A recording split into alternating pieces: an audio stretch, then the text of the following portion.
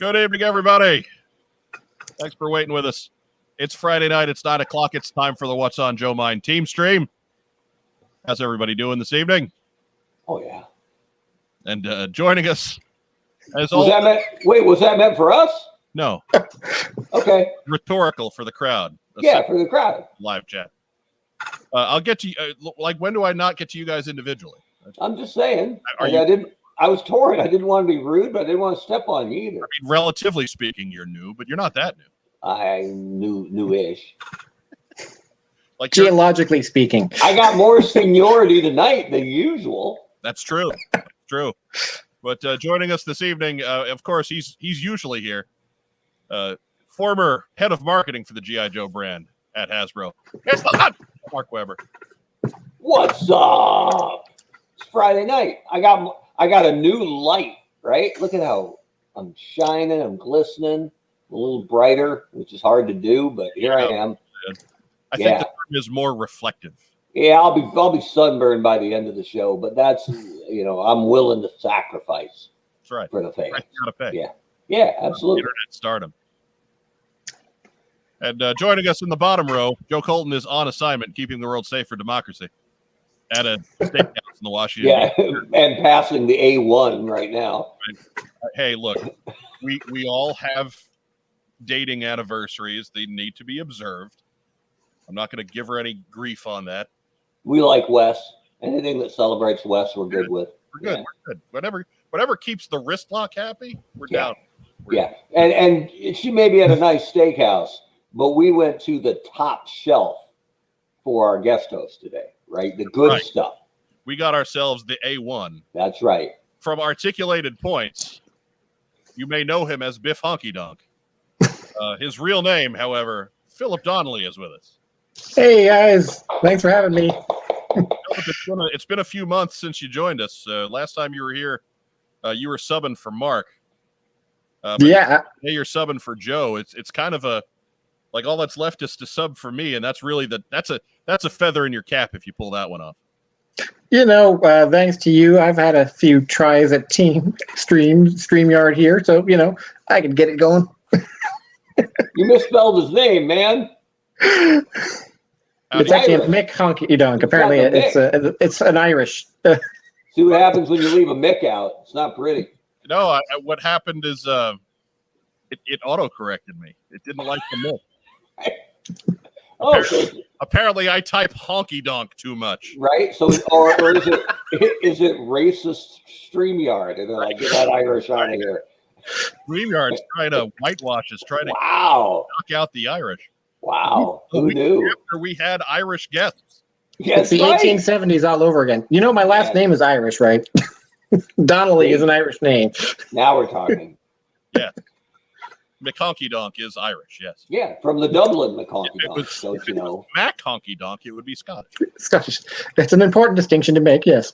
I wonder what the tartan is for the McHonky Donk clan there from Scotland. Golden Arches for sure. Probably. Probably some neon colors. It's some Battle Core 93 look. What's the burger joint out your way? Is that In-N-Out in your neck of the woods? Yes, it is. There's one just about a mile and a half that way. Double, animal style. I've never had an In-N-Out burger. Oh, it's good. I've not been to the West Coast. I have been to many places in these great states of ours. I have not made it to the West Coast yet. I wouldn't say In-N-Out is life-changing, right? Like, it won't be the best. There's a lot of people who oversell In-N-Out, but it's pretty good. It's a really good fast food burger, and their restaurants are always clean. They get you through quick because they deal with a lot of people. They know what they're doing. They're not expensive, and their employees get 401ks. Yeah, and it's just quality. You never get a bad one. So I'm a fan. Although I have found people tend to love or hate the fries. There's no in between. You can get the fries like double cooked, and they're a little better. There's the secret menu, right? The secret menu, yeah. Yeah. No, I figure the way I was progressing there for a while, I went to, was born in New York and raised there. Then spent a lot of time in Indiana.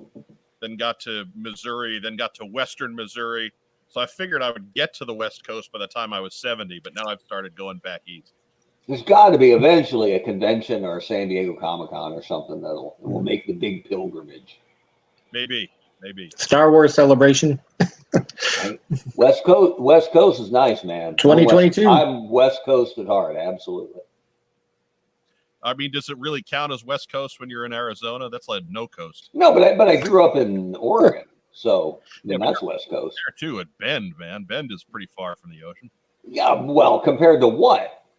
Well, that's fair. Yeah. I mean, you're closer to the ocean than I am right now. Yeah, I mean, the ocean's over there, but it doesn't feel like the beach here in Rhode Straight Island ahead. or whatever. I have Great Lakes nearby, but that's as close as I get. How many? A couple of them. I mean, Indiana's not that far. We border Lake Superior. Yeah. They're creepy at night. Ooh. Well, it's what happens is, that Edmund Fitzgerald song starts playing. Yeah, and before you know it, Gordon Lightfoot's always hanging around. Before you know it, that lake gets kind of eerie. Ooh. Yeah, there. We got jokes. Bad joke with a 1-minute setup. That's fair. That's garbage. You didn't even give me time to get my glasses. You got to give me more time, or I don't get the glasses off. All right, I tripped up the joke there. My bad. It's not funny if you come back and I'm putting them on. Yeah, that's lame. It is. But if you come back and they're on, that's funny not comedy. For reasons. Yeah, I learned that from Biff Henderson building the Pyramid of Comedy. So, Philip, you're showing off your toy cred by being in front of a bookcase full of toys tonight. What are you displaying? There's a whole lot of Princess Leia up there that my head tends to block. I got one sideshow Baroness right there. The rest are custom Lady J, CoverGirl, and Zorana, and then a freaky cyborg Snake Eyes that weirds me out. I take his face off. I remember that guy.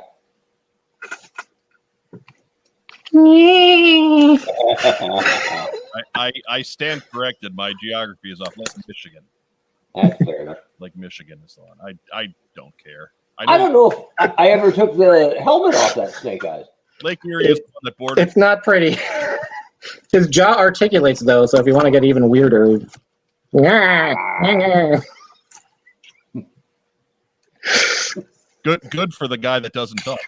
And there's a huge section of the internet going, I thought Snake Eyes was a white guy. God. I just keep getting the image of the Warner Brothers frog and him just doing a "Hello, my baby, hello, my honey." Right? And you're the only one that sees it. I keep trying to tell people to look, but they don't. And whenever they do, it just stops. It's crazy. They made a Storm Shadow too, didn't they? Like a and a Duke. Set? Yeah, Robot Duke. That's right. I don't have those two. I just managed to get Snake Eyes. The other two sold out before you get to them at Comic-Con. Duke a robot? They were all cyborgs.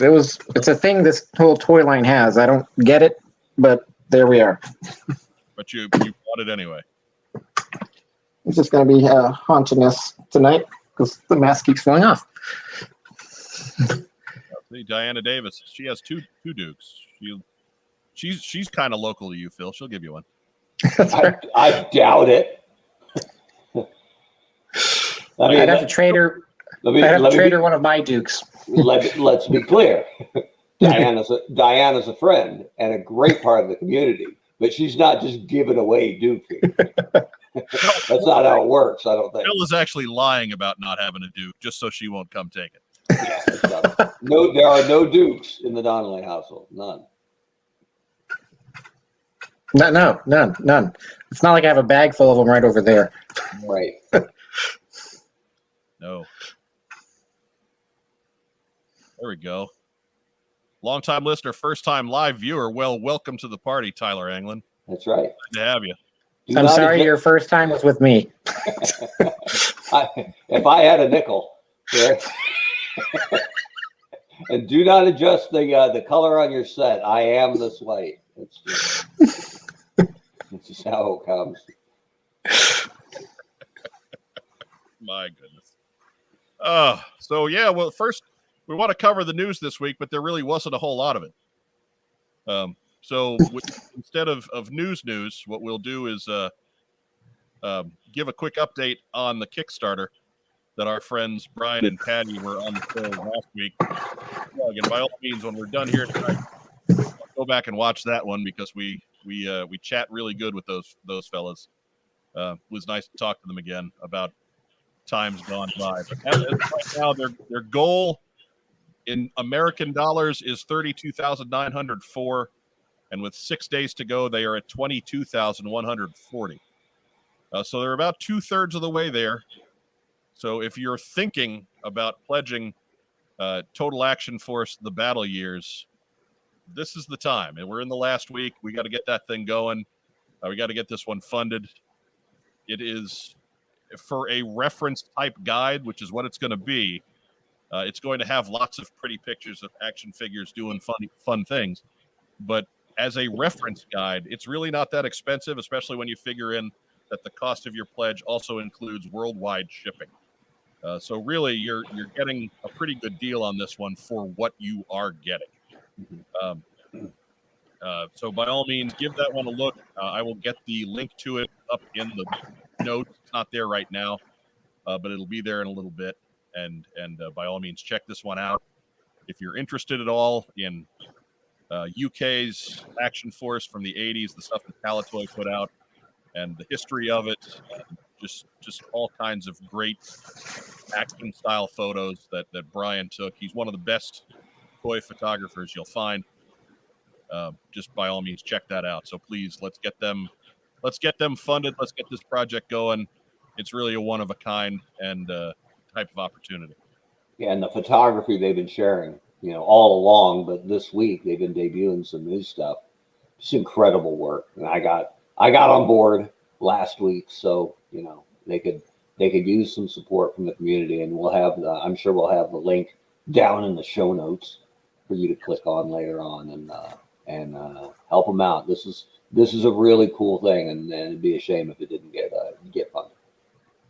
Yeah, and again, they're close. This is certainly doable. They've gotten a pretty good bump since we talked to them, so it's the What's on Joe Mind push. We always come through for our Kickstarter folks. Let's call them right now. Maybe they want to give it a little plug live. I don't think at 2:15 a.m. No. They're just coming home. Isn't 2 a.m. last? Well, geez, in Ireland. What's the last call in Ireland? There isn't one. Right? There's just a point. That's mass. Right. Last call is Sunday morning at 9 a.m. It's just the point where the bar starts serving breakfast. That's all. They just switched from beer to communion, right? This is terrible. Anyways, so that's the news. That's the news. It is a big Postsac episode.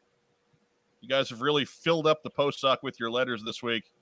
So we're going to take the opportunity to go through those and give those the answers and the thought they deserve. We may even let Phil answer a couple. I don't know. That's a dangerous precedent. Maybe. But no promises. There we go. Tyler's getting on there. I am probably going to buy my wife's husband that Action Force Battle Years book. That's a good idea. You get it. That guy rocks. He's on. Take care of that guy. I'm in the live stream and look at him making a difference right there. Mm-hmm. Bang. And not to scare away the first time guy, but I've seen that guy hanging out with your wife lately. Be careful with that. Well, now you can say that What's on Joe Mind changes lives. Right? And I'll be honest with you, she's never looked happier. So. Hey, that wouldn't have happened without What's on Joe Mind. That's right. We bring people together. Bring people together, and then those people write books. Yeah. And we bring people together except Joe Cole. That's right. We tend to drive her away around once a month. You know what? It depends on the steak, right? There are steaks I'd choose over the show, so fair enough. Even is there a steak you would choose over Biff McConkey Duck? No, but I'm a prime cut, baby. right. But I could see a picture of a beautiful steaming steak, and for underneath it says from the collection of Phil Thompson. Like at yojo.com. I've seen that plenty from the site that will not be named. But let's go ahead and get into the Postsac. And that's the first letter right there. First. Wow. Okay. I thought he was shy. Well, I've seen a lot of questions about different toys and a few about the movie. The one question I haven't seen is this. Do you think they will reveal Snake Eye's real name in the movie? I mean, it is very, very rare to have the main character of the movie not have a name. Also, Snake Eye's real name is never revealed. No, I've always been more Snake Eye than comic guy.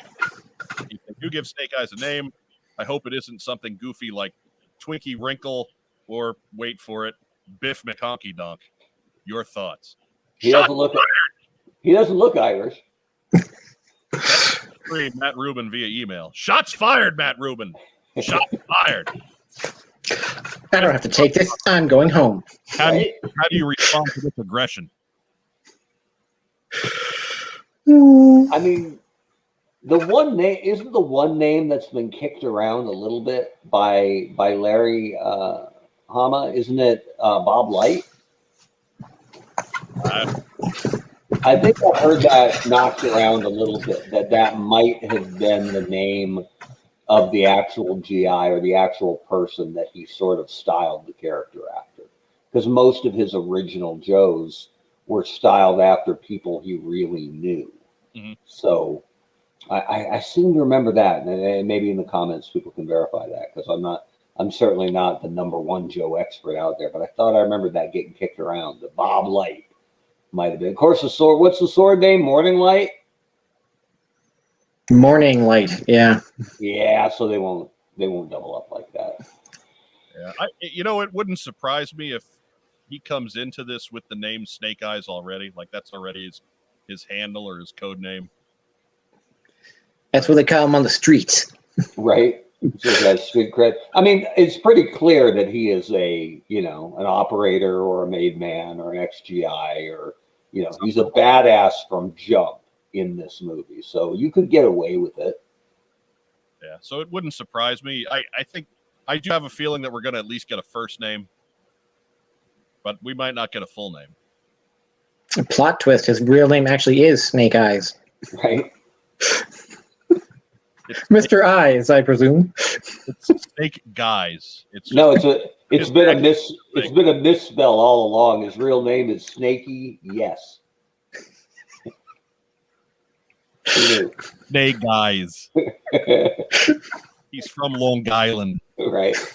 Hey, use Snake Guys. So what do we think there? There you see what we think. We don't think anything constructive. Never. It's difficult because we're staying away from spoilers. We're not going to talk about spoilers, and and like I said, I haven't watched any of them or read any of them to know any better about it anyway. So, sure, I could see it either way. I think it's a better movie if you give them some kind of a name, but we might not get the whole name. I don't know if it's a spoiler, but I looked up the translation, the Japanese translation, or the translation from Japanese for Akiko, and it translates to dead girl walking. Yeah.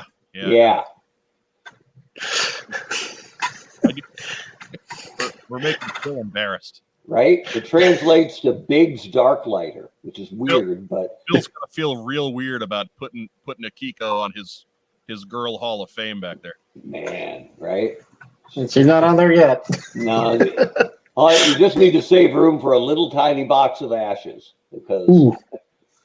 Or there's that dust bunny in the corner. Yeah, ain't gonna last long. You know what? Take the mask off of Snake Eyes. That's Akiko, and you're all set. Ooh. So next question, and thank you for the line there, Matt Rubin. We appreciate it. Good evening. What's on Joe Mind Crew? Do we have any educated guesses on when the classified Baroness figure will be recolored and re-released, hopefully to a wider audience? Obviously, this depends on Target's contract with Hasbro.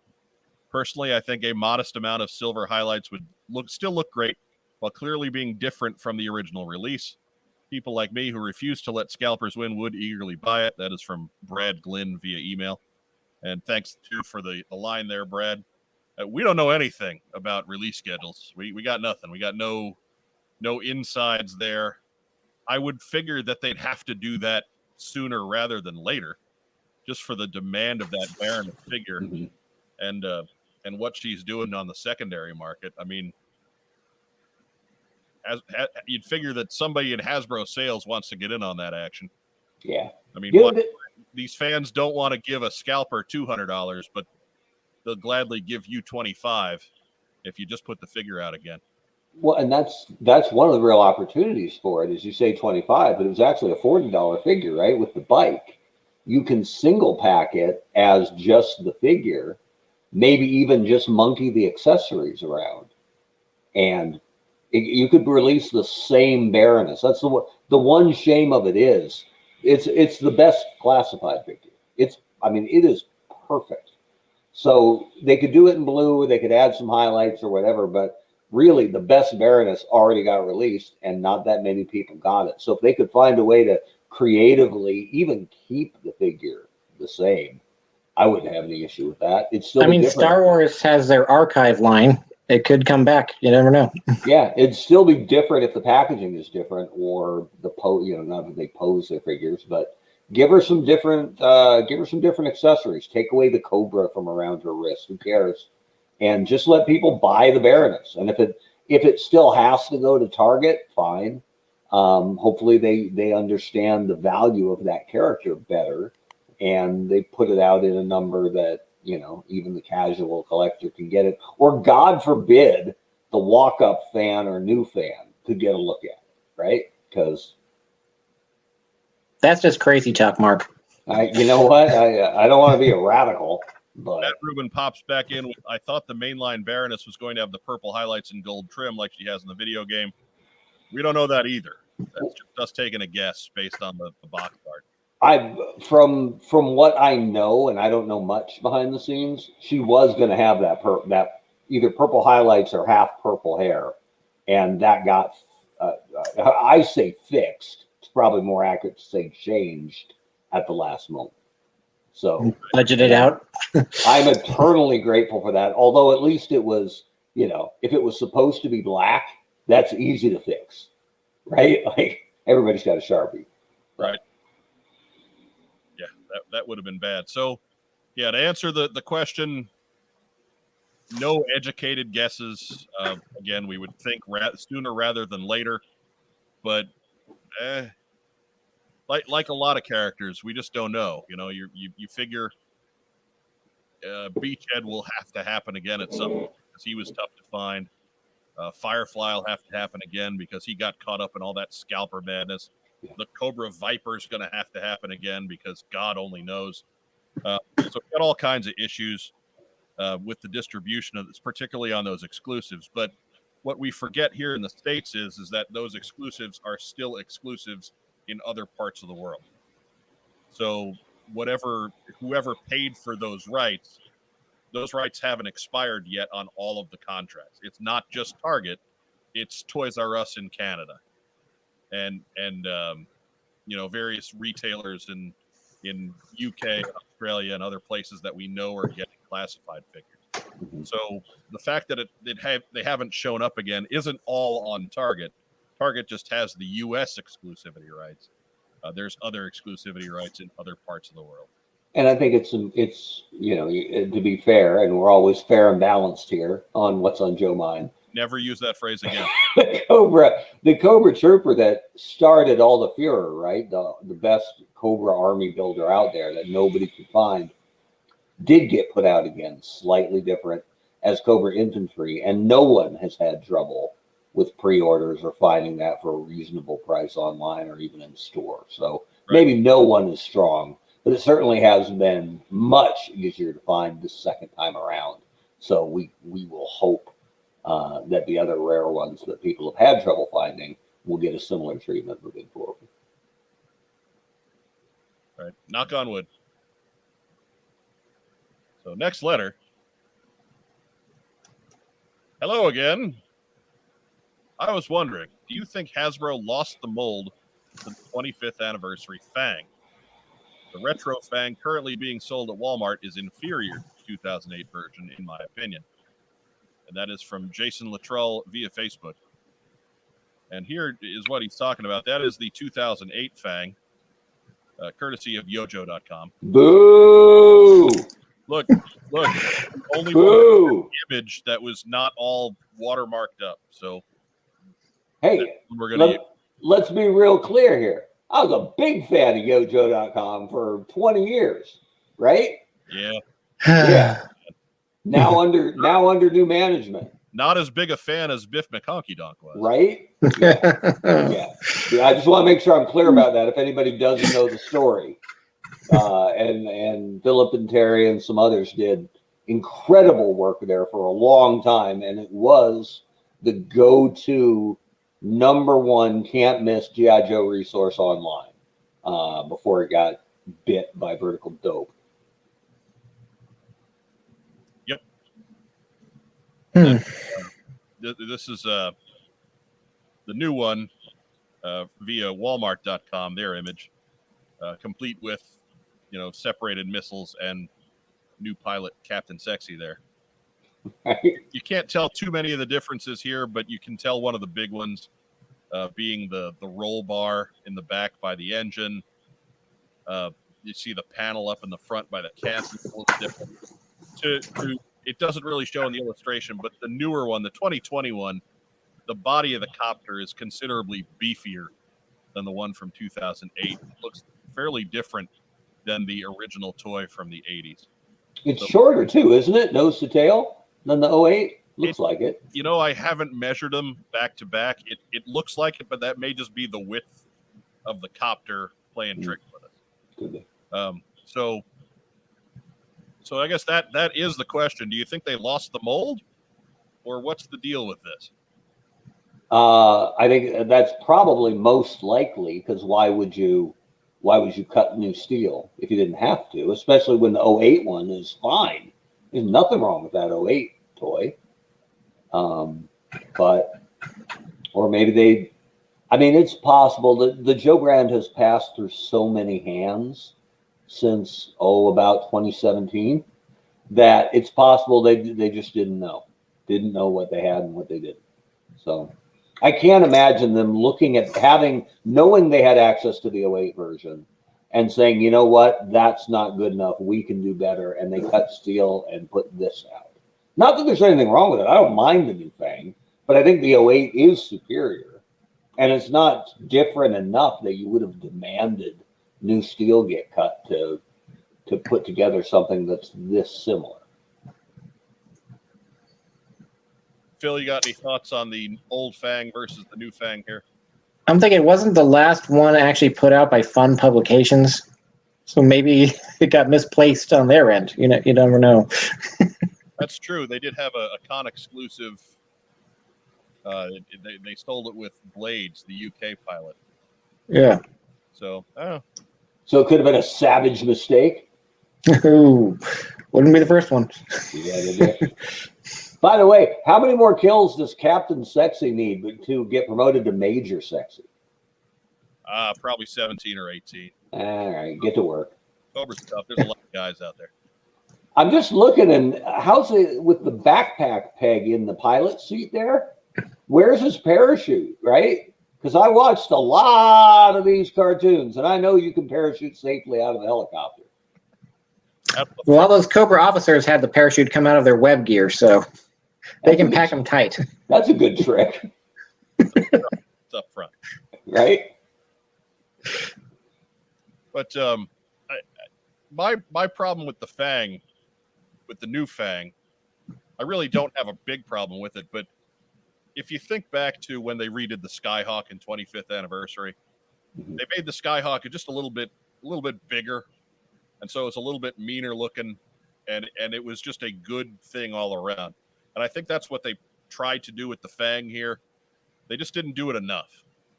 Like, if you're going to give it a bigger body, you needed to give it bigger legs and longer blades to make it look like it could actually fly, even though there's no way in hell that this thing could actually fly. So I don't know. I just don't think they did quite enough to make it bigger.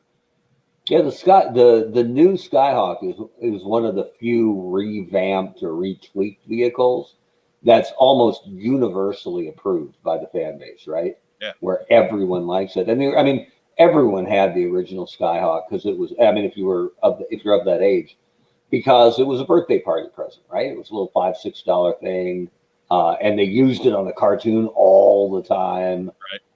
But it was one of the few Joe toys that really was kind of fragile, right? It fell apart and broke pretty easy compared to some of the other stuff. So yeah, those skids were not heavy duty.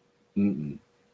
No, and the you bust the back panel and the spoiler off enough, they're never going to sit real well after a lot of use. So it goes up there a little bit. It's not the Silver Mirage, but it's in the it's in the conversation for Joe toys that didn't hold up well, which was pretty damn rare, right?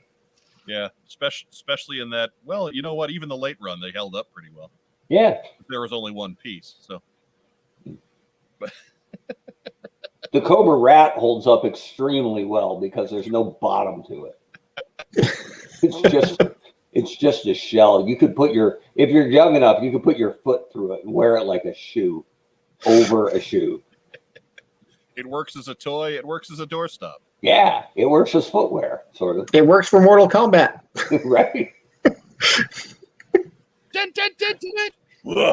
Get over here. So there's that. If we're just going to give it one word answer, Mark Webber, 2008 or 2020? Oh, the 08 for sure. Biff McHonky Dunk, 2008 or 2020? 2008. Yeah, I'm going to have to 2008 as well. Yeah, it's anonymous. I don't dislike 2020, but 2008's the better one. Yeah, it's okay. I'm glad they put out the 2020. It's not the Fang 3. That's all we're hoping for. Right. Fang 2 would probably be a nice update. It'd be a nice change of pace, at least. I liked at least that Fang 2 was totally different, right? Like they went a totally different angle with it. Right. It looked like something off that Dick Dastardly would be flying against, trying to catch that. Or who's the bad guy in Sonic? Dr. Eggman? Is that who it is? Dr. Robotnik. Dr. Robotnik. He's got both names. Sure. Fair enough. Dr. Claudius T. Robotnik.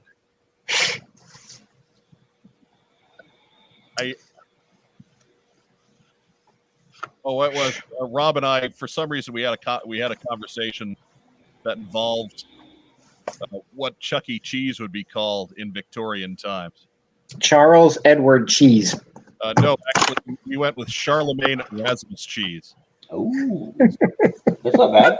Yeah, Charlemagne Erasmus Cheese, Italian style pies, and chicanery. Yeah, I'm not buying pizzas from a guy named Charlemagne. Still a rat trying to give you pizza. Right. And you see the woodcut rat on the sign. Yeah, it would work. It would work. Anyways. Yeah, because back in the 1700s, people went to restaurants with rats on the sign. They had no choice. They all did. It's an actual rat that serves you.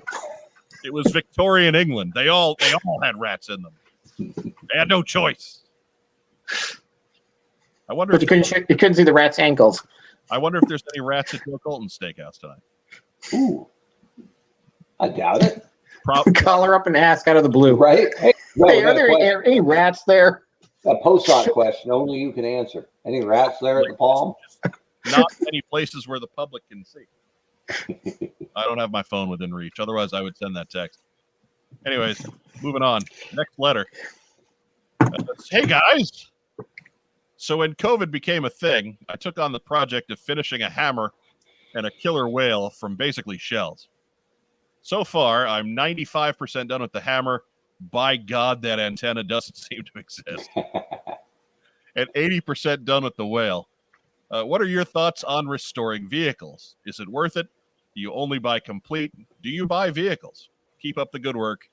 Glenn Johnson via email. And thank you for the email, Glenn. Appreciate that. So, Mark Weber, we've talked about vehicles and you quite a bit, my friend. How do you buy them? Besides out of the box, so you can put them all together in the same color. Yeah, right. I'm an opener, so if I buy in a box, it's getting opened sooner or later. I think the truth of my collection, it is so packed up and hasn't been unpacked in more than a decade. So I have almost everything that I want. And I hope that doesn't sound arrogant, because when I was a kid, I shared a collection with another kid who was older than me.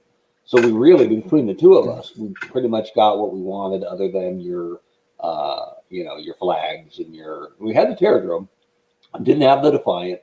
So up until I got out, we had pretty much everything we wanted, and we were good with the toys. So we weren't missing much. And I got to inherit the entire collection, but it's all packed up. So in my mind, I'm not missing stuff.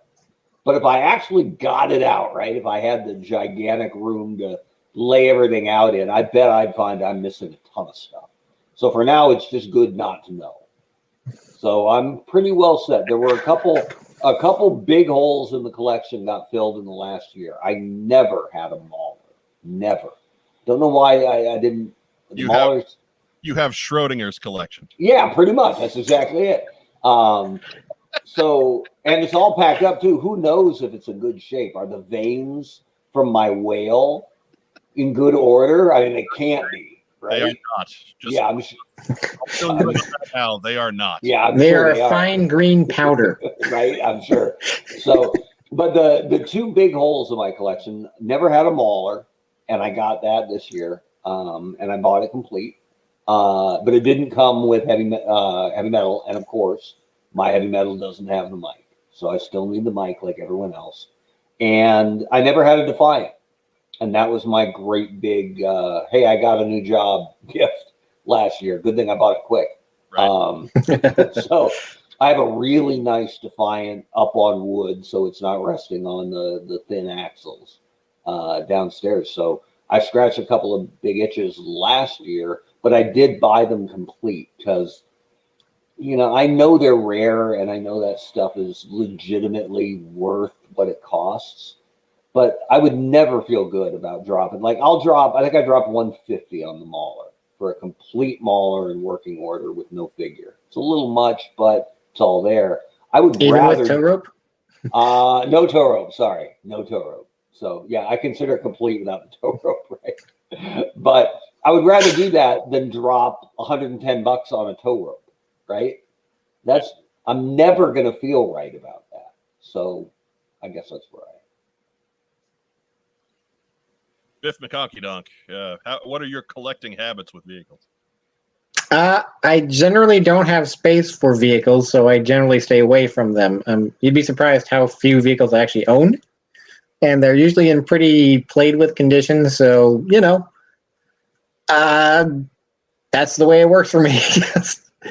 Despite all the archiving work I do, you'd be surprised how many things I have are incomplete. But when you do buy them, do you buy them complete, or do you not These days, yeah, I tend to buy complete.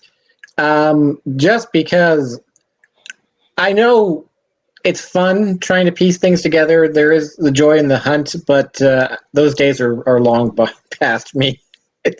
I don't have the patience for it anymore. I deviate from you guys a little bit because I will buy incomplete vehicles, and it just comes from, for years and years and years, getting to know people that own toy stores, that sometimes those pieces come around a little easier for me than they do for some other folks. Mm-hmm. So just from contacts, from the, I got to know some of the guys in St. Louis who are toy dealers, and of course our great friends at Kokomo Toys, sponsor of the program. Obviously if I ask Todd to keep his eye open for something, he'll do that because Todd's a good people. but yeah, I'll bend a little bit on that just because it's easier. I know you're spending less if you buy it all at once, but sometimes it's easier for me to pick up most of a vehicle at one point and then get the hard to find stuff a little bit later on and just kind of break the cost up that way. So I will piece things together. I have not undertaken anything as heinously complicated as a killer whale, or fat with, I've learned to live without the super rare antenna type things, hammer antenna type accessories like that one. I just don't worry about them because Lord knows, Glenn Johnson, you are doing God's work because you go insane before you find that antenna. The one thing that's curious or interesting about this, the hammer is one of the few vintage molds of size that still exists or did in 2017, because we were planning to do a re-release of the hammer, and it was going to come with the version 2, a modern style version 2 rock and roll, which people had asked for a long time. But when Toys R Us got out of vehicles, that thing died on the vine, and that's why the club got the okay to make that version 2 rock and roll, because we weren't going to make it anymore. But would have been a cool pack. It was I think the hammer's a great vehicle. I remember seeing that thing turn up on like Toys R Us lists that just and then disappeared. Yeah, that was legit. That was coming, but so when Rock and Roll version 2 did come along, we were like, well, I guess that's what happened to him. That's exactly what happened. Would it have been called the hammer, or because of trademark issues, would it have been called like the mallet? Yeah, I think we were able to call it the G.I. Joe hammer. So sometimes you can thread that needle a little bit. In case MC Hammer lawyered up. Yeah, something like that. I think it might have been. He needs the money. It might have been Hammer versus Rattler, I think, and it would have been a big vehicle set if I remember that right. But yeah, that would have been kind of large because the Rattler's not small. No, we were going to do Hammer versus Rattler, and we were going to do an Arctic Dragonfly against a polar Cobra Stinger, right? And guess what that Dragonfly was going to come with? The hard to find piece of the mass device that nobody could get. Yeah, the hard to find piece. And how was it going to attach to it to go get up to the winch? We were going to make soft rubber tow ropes and we were going to put like 3 of them in there, and they would have fit vintage Maulers and vintage Wolverines too. Oh, yeah. You're just saying this to hurt us now, aren't you? No. That's with the knife. Right. I'm not saying it's not the truth, Mark Weber, but you're saying this to hurt us. Well, I know it hurts. It hurts even worse to come up with it, get it greenlit, and then get it canceled. That was a bad day at the office for Mark Weber. Everybody watching this on recording, every single person who sees or hears this just feels a little bit worse now, and that's your fault. Rubberized tow ropes. You get 3, so you can keep one with the set, give one to your Mauler, give one to your Wolverine, right? Yeah. Bobby, it's good there's no little emojis floating through this chat right now, because it'll all just be the teary-eyed one. Bobby Heenan once said, sometimes it feels like I got 2 brilliant minds. And yeah, so. All this can be yours if the price is right. It's time to move on to the next letter. Sure, why not? Mike, Mark, and Phil. Yeah, he misspelled Phil, but that's okay. Close enough. That's how you read it, right? The Portuguese spelling of Phil. It's not a misspell, it's the pronunciation. Yeah. You all get an easy one this week because you've earned it. It's true. Why, thank you. You have the power to eliminate any released classified series figure and replace it with a character or version of an existing figure. Who is history and who is joining the party? Easy peasy, lemon squeezy from Joe Self via email. That's an easy one for me, Joe, because I am really not a fan of Prophet Director Destro, so he'd be gone. Mm. That is an easy kick out. And if I got to replace that with any one figure from the line, Mercer. What's that? Mercer. Absolutely. No, there is only one real like if they boarded up shop on Classified tomorrow, who's the one figure that people would say, you know what, that guy's missing? Who's the one iconic character that is truly missing from this line? And that answer is Storm Shadow version 1. Mm-hmm. 1984 Storm Shadow. That is an easy add. If we're going to kick out Prophet Director Destro, 84 Storm Shadow is my bring in, just because he's it. Like we've got Roadblock, we got Gung Ho, we got Flint, we got Lady J, we got Beachhead. So that's kind of your B list of Joes. Your A list obviously taken care of already. Cobra Commander, Destro, Baroness, Zartan, Firefly, Major Blood, Troopers and Vipers. Okay, yeah, you're missing a few other ones that are pretty neat, but you've got a core of a nice Cobra force there, but you're missing Storm Shadow. It's funny that I forget about us not getting him yet, because I don't have any angst about it, because I'm sure we will get him. I like that they got out a different Storm Shadow first, to sort of whet the appetite, and then we're staying away from the movie. So I think down the road we'll get him. So I don't have any angst about it. I don't think I would have done it any differently. But you're right. You have to keep somebody back, because you can't just push a line out there and your 5 characters are all from 1989 and later, because that's all you have left. That sort of thing is what kills your line, right? Yeah, I inherited when I got onto Transformers Generations, their first year of the smallest version. They did Megatron, Optimus, Bumblebee, Starscream. And I'm like, oh, okay, sure, cool. Appreciate you leaving me some aces in the deck, but it actually worked because it was a smaller version. So we pivoted and we made the smaller characters, the Brawns, the Wind Chargers, Insecticons, guys that in scale would work with the larger scale figures that were out there. And that worked. But they sort of played the hits in that year one. So Phil, we'll let you have second crack at this one. I would toss out Cobra Island Roadblock, because nobody needs Cobra Island Roadblock. Yeah. And add in version 2 Hawk. Oh, that's a good one. Good call. He was my guy growing up. I love that guy.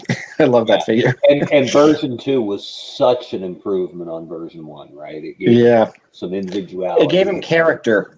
Yeah, I'm with you. That version 2 Hawk's a great figure. It held our appetite until the true version of Hawk in the spacesuit came along later. And we're talking the mail-in one, right? Sure. The neon colors, the proper blinding look. So you know who's in charge, right? And also, it takes out the opposition because they can't see him when they shoot. Right. Where's the boss? There he is. Yeah. Mark, what's your plan here? Now, I'm not. I always thought Prophet Director Destro was an overplayed trope, right? Like, I almost wish it had just been that first one and then never touched it again. And Arthur Burkhart has some legitimate issues with that characterization, so not a fan. But we didn't need that Roadblock-ish figure that came out. But I'd get rid of Gung Ho, because there are things wrong with Gung Ho that are wrong for the character. And I believe, hopefully by taking them out, it would let them take another crack at it and represent him better. That's the one that bothers me, because of the weird decision with the tattoo. Because even if you couldn't get a Marine Corps tattoo, there are ways to move around it. Having the Army hat on a guy that's traditionally been a Marine, I would lose that one. And the one I think that would just sing if they could get him on pegs, and I'm sure they will. And it could be any one of these 3 guys, but some kind of environmental trooper, whether that's snow job with skis or wetsuit or torpedo, take your pick. But I think I think those guys would look amazing because they'd be different than everything else we've seen. So love to see any of those three. And I would bump Gung Ho out because I would like to see them give that one another shot. It's Marine dress blues or nothing. Right? Yeah, I'll be all right with that. But I mean, the Army hat and the. Would you bump Gung Ho for Gung Ho? For a better Gung Ho? Yeah. Yeah, absolutely. I think Gung Ho's a great figure to use. I just, I was by and large, I'm careful how I talk about it because I'm friends with the designer. But I question a couple of the decisions on that Gung Ho figure. If I'd been in that room, I would have waved arms heavily, like I would have done the Kermit the Frog thing, because it's just like, or don't do it, right? If you can't, I mean, you can put a shirt on him. Doesn't have to be bare chested. You can do a shirt with just the poke of the eagle tattoo sticking up. That's probably that version. That 92 Gung Ho is pretty underrated. Yeah, like there are different ways to do him, and I know they made him Jungle Trooper, but changing the hats, I thought was short-sighted. So yeah, Paratrooper's a good call too. Could be Ripcord. The guy with the paratrooper for his logo says we need a right. Yeah, right. He's not, but I just wanted to put that in there. I mean, we've gotten enough blowtorches over the years, right? But blowtorch would work too. Although that's a lot of yellow. Blowtorch at 6 inches might be. Our good buddy Eric Aranya still has dreams about Blowtorch showing up in his figures. Right. You just make him look like Charbroil and call him Blowtorch. Charbroil was a weird figure. One of my least favorite Joes. Hard to hold the gun. Big fat tube coming out of it. Bug-looking helmet. Also red-haired. Yeah, red-haired, but he's wearing burnt orange, right? How much burnt orange do you think's in my closet, right? That's a bad color choice, man. Maybe he wasn't a very good, flamethrower trooper. Maybe it was regular orange before he test fired the dumb weapon he can't hold. Oh, the end is this side. Oh yeah. He is an odd one. Never liked that figure. Yeah, I didn't like it. He was one that they didn't make any real improvements on, wasn't he? Yeah. Like there's a lot of times when you get that job, when a job gets doubled up on the GI Joe team, like there's something that's really good about the second guy that has it, that maybe the first guy doesn't have, and it's like I love Stalker, but Beachhead's a better toy. Yeah. Dial Tone's much better than Breaker. Yeah, Dial Tone is a better toy than Breaker. I'll argue that Sci-Fi was not better than Flash, but it's at least he's at least in the conversation. Like Sci-Fi is not a bad toy. Yeah. Anyways, but yeah, like Charbroil was as the second flamethrower. Just no. I don't know that Downtown's better than Short Fuse. Downtown's got a lot going on. He does, but he was also supposed to be Short Fuse, so yeah. Maybe they changed his name to spare him the shame. Anyways, next letter. Hello, everybody. Just recently watched WWE's Most Wanted Treasures with Sergeant Slaughter. As he opened up a tote looking for ring gear, I noticed a boxed G.I. Joe field belt, a cosplay item. What a great ambassador for the brand. Is this something the brand needs? That is from Daniel Rodriguez via email. And we got a nice picture of the Sarge from 3D Joe's there. But Mark, you obviously, this was your job for a while. Mm-hmm. Does a brand need a real life mascot, if you will, or ambassador? I don't want to call Sarge a mascot because he'll kick down my door and snap off my head. Right. Is this something necessary? I mean, think about the other brands out there, like the ones that have had longevity. Like Turtles doesn't have that guy, right? Like Power Rangers have. I mean, I know the cast from over the years do conventions and they're around, but there's no one guy who's like Mr. Power Ranger. Cullen and Welker come close for Transformers as the voices, right? The iconic voices of Megatron and Optimus. But I don't know that a brand needs it because so few brands have it. But man, the stars just completely aligned for Slaughter, right? I mean, he was already really well known.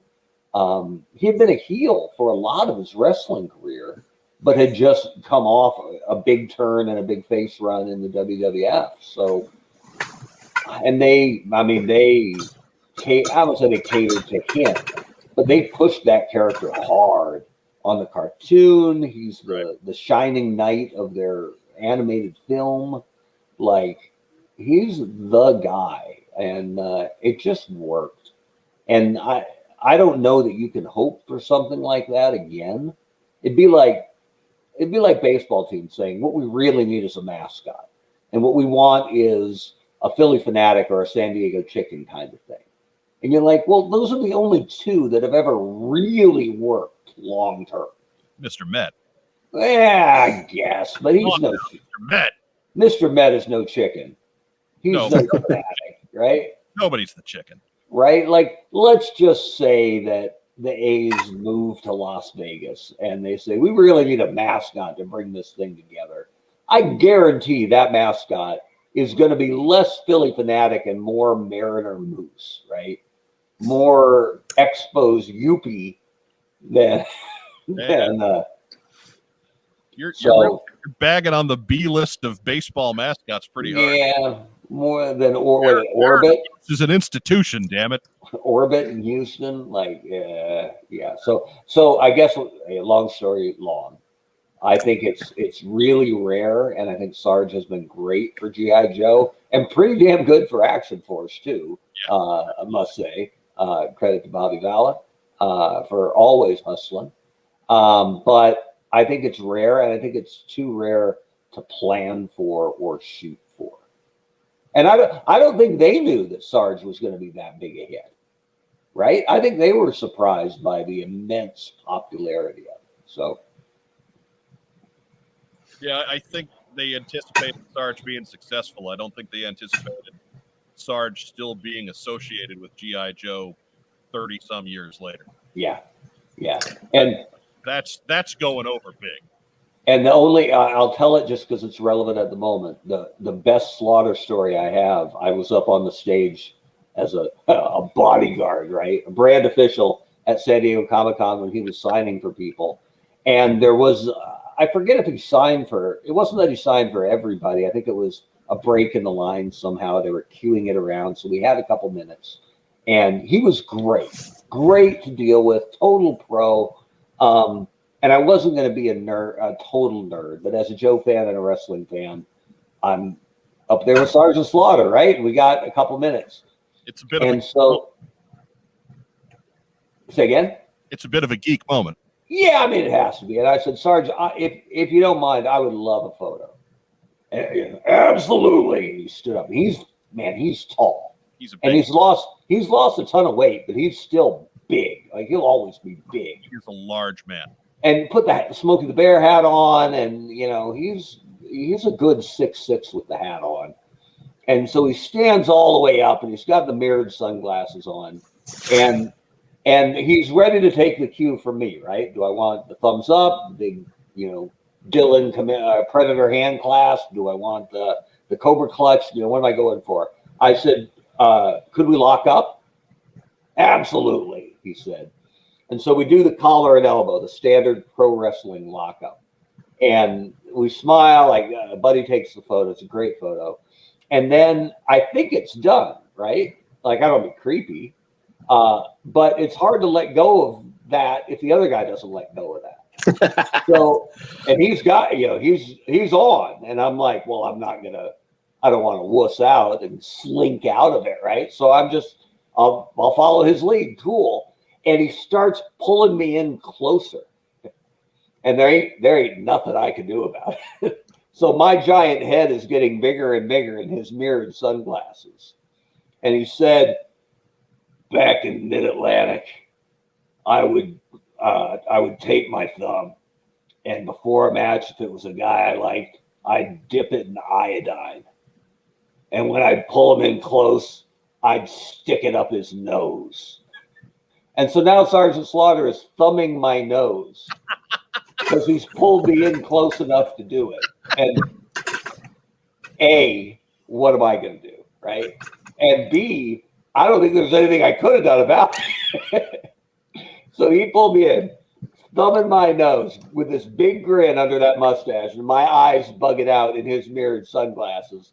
And he said, I'd dip it in iodine, I'd pull him in, and I'd stick it up his nose. And then in the most Sergeant Slaughter growl ever, he said, he'd smell that for a week.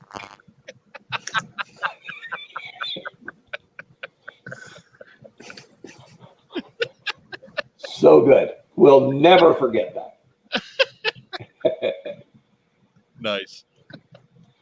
So anyway, going back a couple of minutes, Rob has a question. Isn't part of Orbit's act in Houston bagging for trash cans for some reason? Hey-o.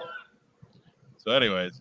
There's only 4 Astros left on that team from the Astros team, but they're all paying the penance this year. Yeah, it doesn't matter. Doesn't matter. Those 4 guys are important guys. So True.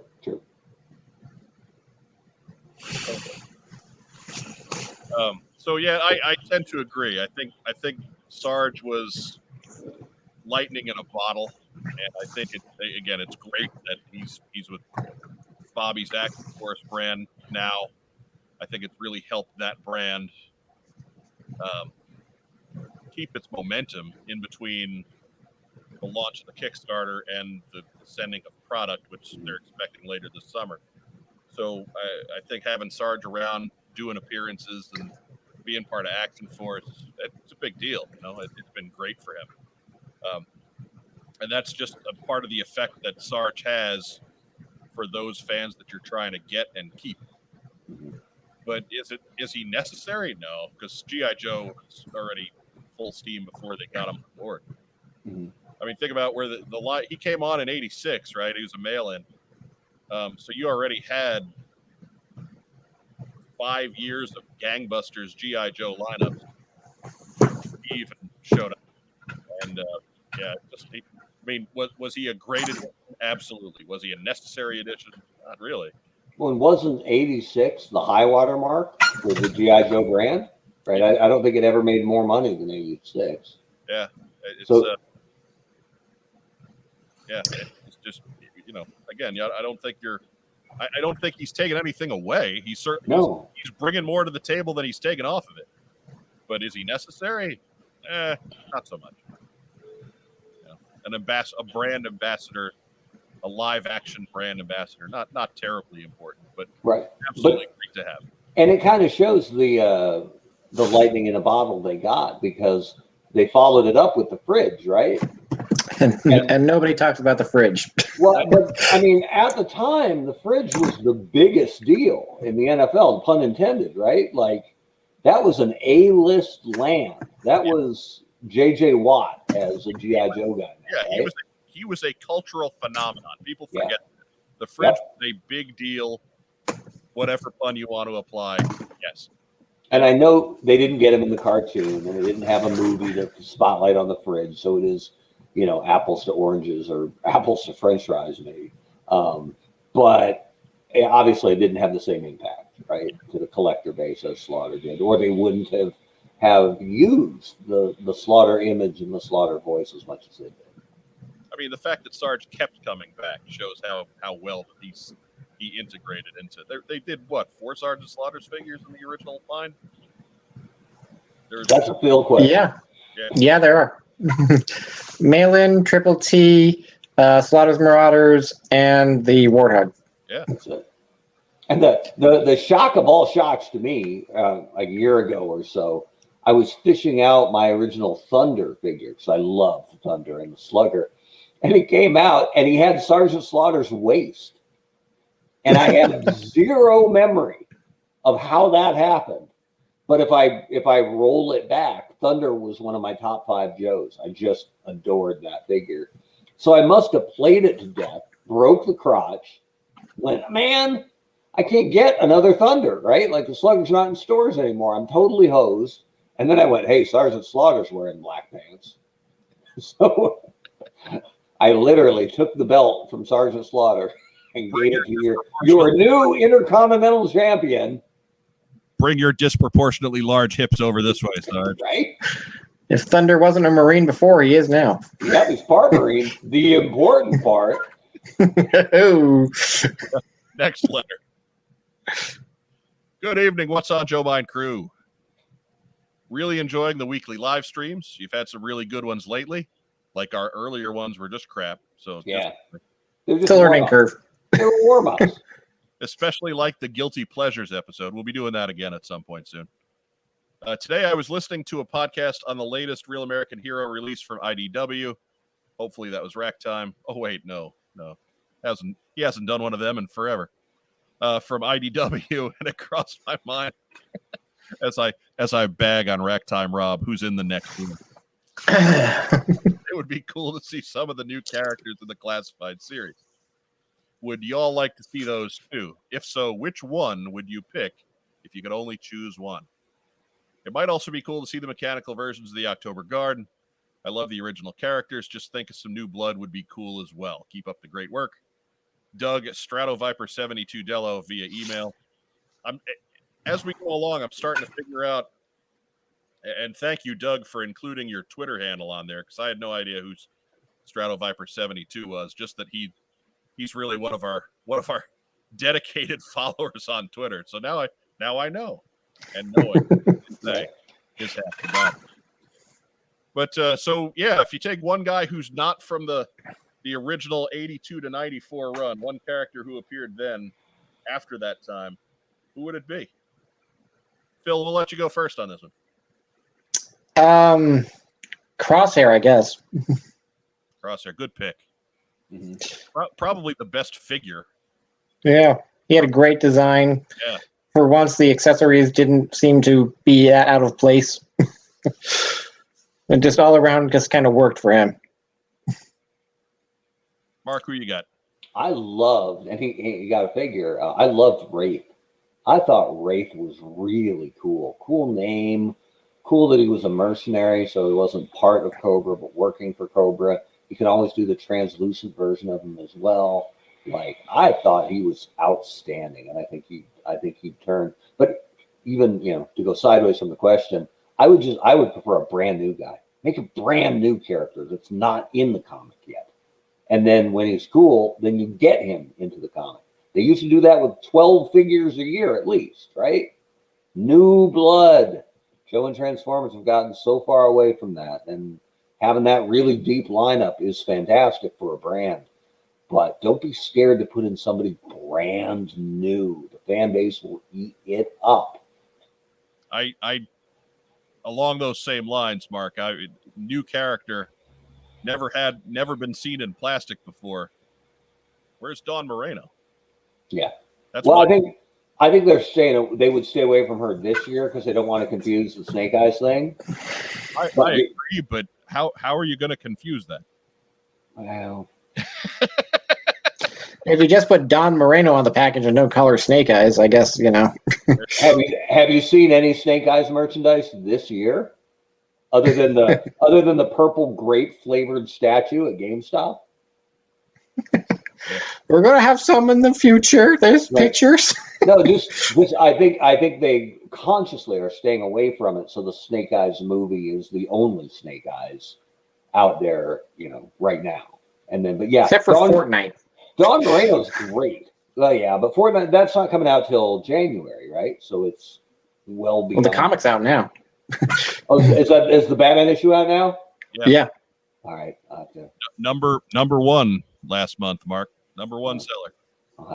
I'll get like the fifth. But G.I. Joe's dead. G.I. Joe's terrible property. Nobody wants to read that. I'll get that fifth printing. I hope he and Batman figured out their problem and then teamed up to fight Brainiac or whatever. They actually did not fight at all. They sat down and had tea, and it was delightful. I love it. It's a nice change of pace from all the superhero shenanigans he has to go through all the time. It was nice to see those gentlemen just talk out their problems. Right. Well, at least one of them. Since Snake Eyes is so suddenly, since you are so suddenly verbal, Very erudite. Just typing stuff out on his phone. I'll wait for the movie when Batman can shoot at him with all his guns. My dinner with Snake Eyes. This comic book action at its finest. They had a battle on the. They battled on the astral plane. They were just sitting there. Rack Time Rob will cover the events of Batman Fortnite #3 and the next Rack Time when he gets it done. Now that there's no school. Are you telling me school's out for the summer? I heard it was out forever. It could be. Could be. So that's who we would pick. Those are our 3 choices. So wait, Rack Time Rob has become Free Time Rob? In theory, yes. Okay, cool. And that is the end of Postsac. So we had a lot of them today. So that's probably the last live Postsac we're going to do for a while. We're going to tweak the format a little bit. We run so long on these episodes, week after week after week, that we have to find something to get the time down on them a little bit. I think we're going to do Racked or Postsac first episodes where we answer a couple at a time. Maybe get some experts in, like if somebody wants to know something about a specific figure, we can get somebody like a Biff McHonky Dunk, who is a respected, encyclopedia of G.I. Joe knowledge, to answer those questions more in depth, as opposed to just the 3 of us taking drunk stabs at things. I'll get my pipe and tweed coat. Ooh, nice. Yeah. Smoking jacket. Coming out. Exactly. So that is Postsac. I guess we'll roll it. We're past an hour. I do want to start getting times down a little bit. So let's roll right into what we got in. And I know, Phil, you've got a presentation for us. Oh. So we're going to let you go first here. I got in a bag. Woo! Looks like it's Walmart. So a bag could be anything from, like rice to fine jewelry. To nothing. Not a box. So.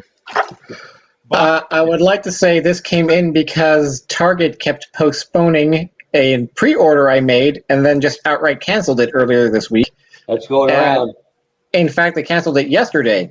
So I then went and looked up and found on Walmart app that for a few bucks more, I could have next day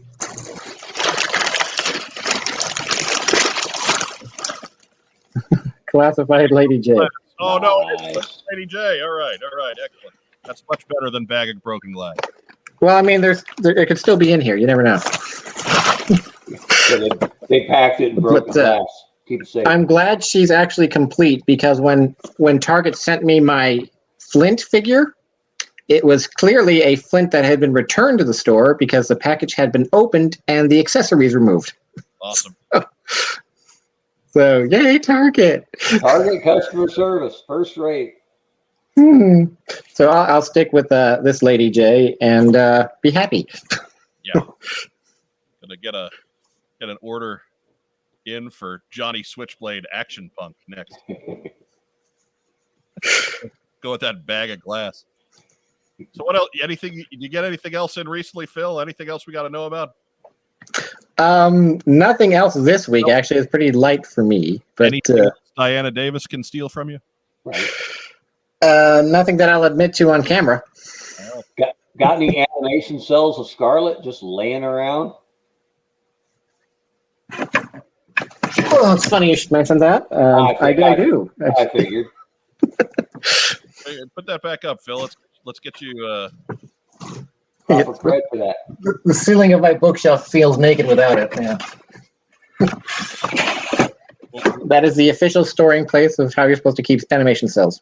Oh no, get it back in so I can show it to people. Give us a good look. You get top billing right here. All right. That's right. Is that from Deke? Is my question. It is from Deke, yes. Okay. There's that one terrible episode of Deke where Scarlet complains about having to do a mission because she'd rather go shopping instead. I can't remember which episode off the top of my head. I do know this particular cell doesn't actually show up in the episode because it's like right before a commercial break. I think right at the editing, it's that motion just stops right before they get to this particular one. So it doesn't actually show up, but it's close. It's very close. Hold it up, because this is my Scarlet hang up. I'm always beating on Scarlet's right-handed, people. Keep that crossbow in the correct hand. Even the classified figure, the trigger finger is out to hold the crossbow in her right hand. So get it right, people. Man, that dead horse hasn't moved at all since the right-handed. Right-handed Scarlet, brutal chest cut. And I'm good. Hasn't changed at all. All right. You're good, Phil. We've established legal precedent of your ownership, so you can put it back away. Excellent. Mark Weber, what you get in? So got to give a shout out mixed in. So as you know, I'm done with Target for having canceled pre-orders and claiming to have sent me an email that they did not. Phil is too. Yeah, could be. Welcome aboard. There's room, not a lot, but there's some room over here on the dock off the Good Ship Target. And not overly hung up or vengeance seeking about it. Just was treated poorly as a customer and won't give them my business. So that's a problem when they have something unique that you want as part of your collection. So kudos to famed Joe and Action Force writer Bill Nedrow and his wife Colleen, who brought this little guy to the collection. So he's amazing. He's such a good figure. The one complaint I have, and let's see if I can get in here close enough. When you're looking at his eye patch, it's just 1,000% black, right? This is hard to do. But yeah, just full on black. But on the artwork, it's got this cool Kano red thing going on, right? So I don't know if they missed that paint app or if that changed, or it's easy enough to add in, I suppose, if you have any artistic talent. But I'm the king of lazy bastard customs, right? I'm not that comfy with a paintbrush. So, but just to show you how good a person and a pal Bill Nedrow is, he found this for me, sent it to me, at cost, and said, "Is there anything else you need?" He lives in Chicago or nearby. And I went, as a matter of fact, if you're hitting up or near Gibson's Steakhouse, and there's 2 or 3 of them in Chicago, their steak seasoning is through the roof good. And I'm almost out of it. So I also got some Gibson's steak seasoning salt. Major blood and steak seasoning. Yeah. Wow.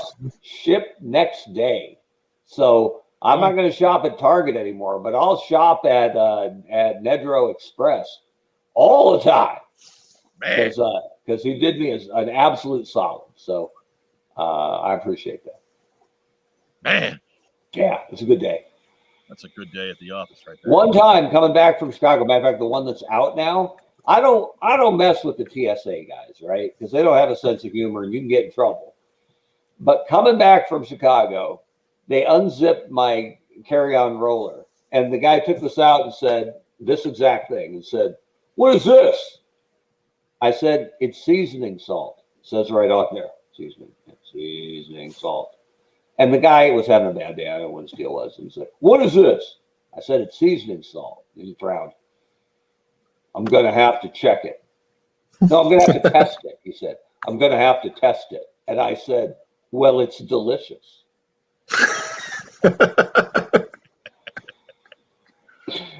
And he gave me a "you're not funny" look, but to this day I will fight that he was wrong on that. That was a pretty good line. Agreed. Gonna have to test this. So Phil, you're showing off a custom there? Yeah, I got somebody saw it in the background earlier on, so I figured I'd show it off a little bit. Yeah. Dude, that gun is ridiculous. Yeah, Oh, I kind of kit bashed that together from like 4 different 6-scale gun kits. So just doing what I can, and a blade from Van Helsing. that's outstanding. So Yeah. something useful came from Van Helsing after all. Yeah, I hope, you didn't pay, Just that one thing, though. I hope you didn't pay full price for that Van Helsing toy. I did not. Oh, boy. And it was complete, too. So, yeah. Did you buy the toy just for the blade? I did, yes. That's awesome. Well done. Anyhow, I was just gonna. Is it possible to pay full price for a Van Helsing toy? Anyway, oh, we don't want to do that. We gotta get. There we go. There we go. There we go. Let's get Phil back in the bottom row where he belongs. He's the guest. Right. To be the focus of attention. I get to sit here with the little duck guy for a change. Hey, I'm in charge. That little duck guy. I'm the point guard. Who knew? His name is Quackers. Hey, is that true? I have no idea. I'm just saying, you spend enough time with that duck, Frogman's going to get jealous. Anyways. Don't you have a Frogman within arm's reach? Oh, yeah. The fabulous Frogman, in fact. Frog Dash Man, not Torpedo Frogman. Yeah. If you're not building that Stilt Man, I could probably use his piece. You know what? No, absolutely. Just send me your address. It's yours. Look at that. Awesome. Now I don't have to buy Frogman. See? Yes. And now, and an extra just now, Phil realizes it was worth his time to come on the show. Just I'm just going to ship him an empty envelope. So it's just write no Walmart. cruel fate. Just write Walmart on the outside. With that little star emblem. Yeah. What did I get in this week? Courtesy of Roma Collectibles. It's Beachhead number 20. Now we're talking. Milestone. He's got the accessory pack gun and the accessory pack backpack. He's got the satchel, the original satchel here. It's a little chewy, but it's there. And like this figure is has incredibly tight joints. Like it is a great figure with really weird paint apps. But this is a figure with personality at number 20. So we're happy with him. I'll get a picture of him up on what's it called? Instagram before too long. But we'll get it we'll get him going. And along with that, I did round out the troops a little bit. I got a couple of Cobra Infantries from Roma Collectibles. You can check them out at romacollectiblesshop.com. I don't know what the availability on these guys is at this point, but worth a shot. And you're helping a small retailer make some mortgage payments. So anytime you can do that for somebody who's been as good to the community as Aaron Dietrich has been, yep, you do that sort of thing. Hey, I got a Beachhead question. Yes. Did you always hang the satchel around the backpack, or did you put it on his shoulder? No, I do that now because it's just the least fuss, least muss way to get it on the figure. Yeah. But I didn't do that as a kid. I used to put it around his shoulder. I always had it on the backpack. I like that. But then again, I'm a guy I just found out that I had Voltar's backpack on sideways forever. Well, I think a lot of people did because it looks like an antenna. I thought it was a radio antenna. Yeah. Not It's a a perch. buzzard perch. Perfect. So yeah, no. Get Phil's arm. Still, man. Yay! I like it better in pieces. It's like the Civil War still, man. Civil War medicine stilt man. Yep. Oof. Dearest Lenore, Gettysburg was a harsh battle. I did not come out of it whole. Yeah, the Punisher shot me in the nad with a bazooka. I imagine that's all one letter. Right? I did not come out of it whole. Yeah, the Punisher shot me at the nets. My left arm was amputated, hence why this letter is completely unreadable. It's funny that they left that part out of the movie, but whatever. Well, they hadn't introduced Stiltman yet, so No. it was just a logistics issue. But Punisher was waiting. And, He's not a fan of stilts. as this descends further into madness, that's a good sign to move on into shout-outs. Phil, you're our guest. Who are we shouting out to? Oh, I suppose we're shouting out to Patrick Stewart, my friend and cohort on my Articulated Points podcast. And say hi. Where can we find Articulated Points, sir? You can find Articulated Points right here on YouTube as well.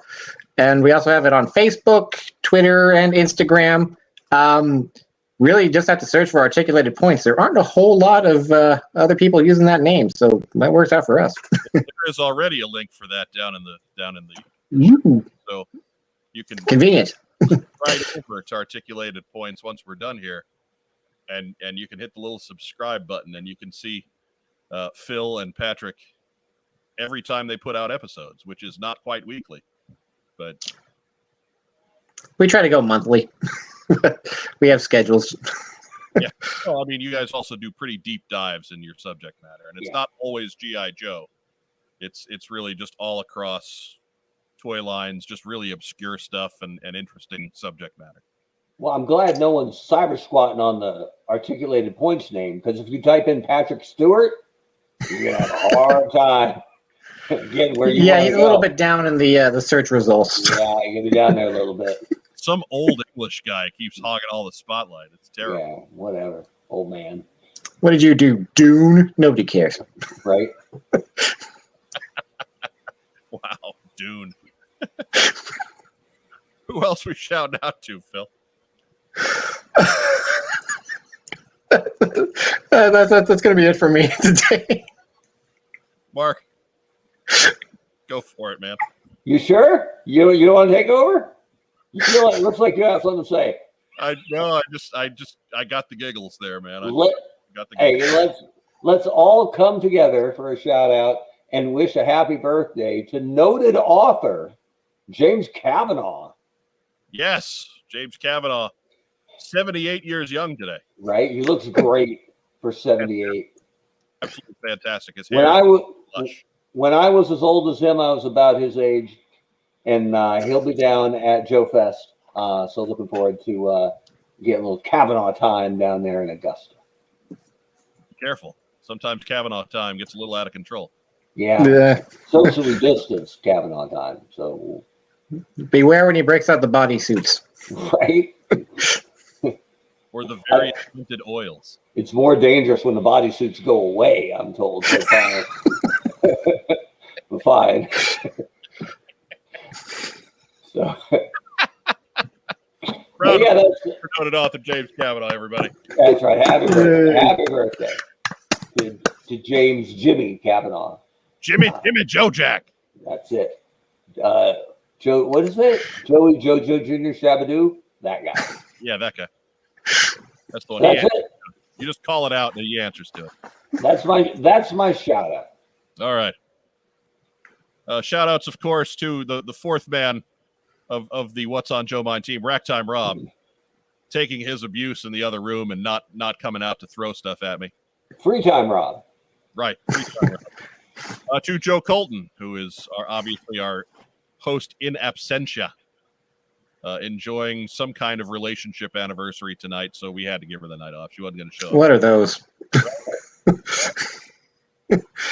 You gotta be single like me and Phil. We're dead inside like the honcho. And, the honcho's not dead inside. He's just smart enough to not have any anniversaries on Friday nights. Good point. I try to keep my anniversaries in line, all of them. That's what we call a professional, is what we do. Yeah. And of course, a shout out also to the wrist lock, who's on the other end of that relationship and anniversary. Good man, the wrist lock. To our great sponsors at Kokomo Toys, to Todd and Amber and the whole gang up that way. Thank you for all you do for us as far as getting the word out on the show. And of course, to all of the folks who joined us tonight in the live stream. Big hand to you guys. Give yourselves a round of applause. That's right. Got up to a good 25, 27 at certain points tonight. Thank you for tuning in with us and spending your Friday night with us. Probably won't be doing Fridays for too much longer as things start to open up. But for the time being, that's what we got, and thank you for your time. To anybody who's watching this show on the recording, we appreciate you too. Thank you so much for your time spending with us. That's why we're we're trying not to waste quite so much of it. So we're going to get out like a good 20 minutes earlier than last time. Go us, right? Right? Just being disciplined. Less of us is called progress. Hey. Oh, yeah. And of course, we are heading into Memorial Day weekend. So please take a few moments this weekend and remember the ultimate sacrifice paid for those here in the U.S. to maintain our freedoms in our society and all the good things that we enjoy day in and day out. That was a change, wasn't it? That was a turn, but I like it. A good turn all the same. It was one that needed to be said because we need to recognize those who fell. And I guess that's all we got. Any last minute last thoughts? Anything? Going once, going twice? I think we're good. Nothing. Let's get out of here. Remember, get yourself vaccinated. It's free. It doesn't hurt. You might get a little bit of a sniffle afterwards, but you'll be okay. The sooner we all get vaccinated, the sooner that life truly gets back to normal. If you're not vaccinated, continue to be safe, practice social distancing, mask up, and avoid social gatherings. Like Vagon says, stay safe if you can't keep careful. And that's great advice. So please do that. And we'll see you next week. Next Friday at 9, we'll be back here on What's on Joe Mind. Everybody have a great evening, great long weekend, and have a hot dog for us. With some seasoning. He's hitting the button with a little zest. Yeah. Product placement.